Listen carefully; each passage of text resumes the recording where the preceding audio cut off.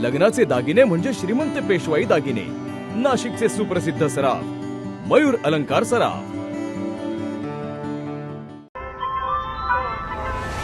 ताज्या बातम्यांसाठी नाशिक न्यूजच्या YouTube चॅनलला सबस्क्राईब करा आणि बेल आयकॉनला प्रेस करा।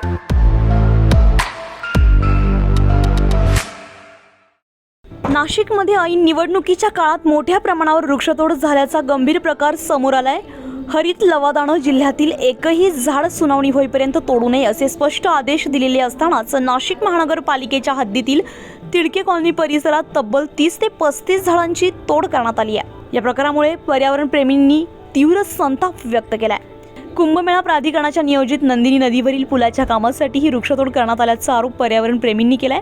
हरित लवादानं 15 जानेवारीपर्यंत कोणतीही वृक्षतोड करू नये असं स्पष्ट निर्देश दिलेले असताना देखील या आदेशाचे उल्लंघन झाल्याचा आरोप होतोय।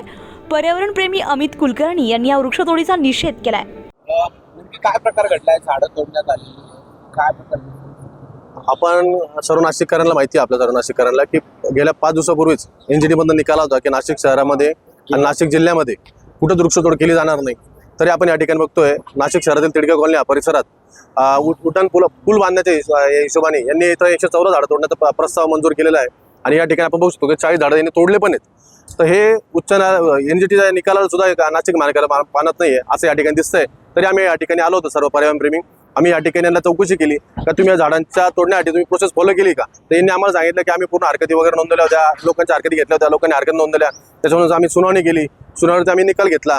पण याच्यानंतरची जी प्रोसेस होती की झाडं कुठं रिप्लांट करणार तुम्ही, यातले काही झाडं रिप्लांट पण करणार, तर रिप्लांट कुठं करणार तुम्ही झाडं, या रिप्लांट करणार तुम्ही जागा डिसाईड केलेली आहे का? आमची मागणी हीच आहे का नाशिक महानगरपालिकेने कायद्याचा तरी यांनी मान सन्मान ठेवावा आणि पर्यावरण प्रेमींना तुम्ही मानत नसाल पण कायद्याला तरी माना आणि कायद्याला मानून तुम्ही वृक्षतोड करू नका। आणि नाशिकचा परत पुन्हा एकदा सांगतो, जसं तपोवनात तुम्ही झाडं तोडण्याचा प्रस्ताव आणलाय तसं नाशिक शहरात तुम्ही प्रत्येक ठिकाणी झाडं तोडण्याचा प्रस्ताव आणताय। नाशिक शहरांचा तुम्ही श्वास रोखू नका। नाशिककरांना तुमच्या टॅगलाईन प्रमाणे हरित नाशिक करण्यासाठी प्रयत्न करा। उद्यान विभाग हे वृक्ष तोडण्यासाठी नाही, तोडण्यासाठी नसून वृक्ष जगवण्यासाठी, वृक्ष वाढवण्यासाठी तुम्ही त्याला कुठेतरी मान्य करा। धन्यवाद। स्थानिक नागरिक आणि वृक्षप्रेमींनी तात्काळ हस्तक्षेप केल्यानंतर प्रशासनानं सध्या 2 दिवसांसाठी वृक्षतोड थांबवली आहे। मात्र न्यायालयाच्या आदेशाचं उल्लंघन झाल्यामुळे पर्यावरण प्रेमींमध्ये तीव्र संताप व्यक्त केला जातोय।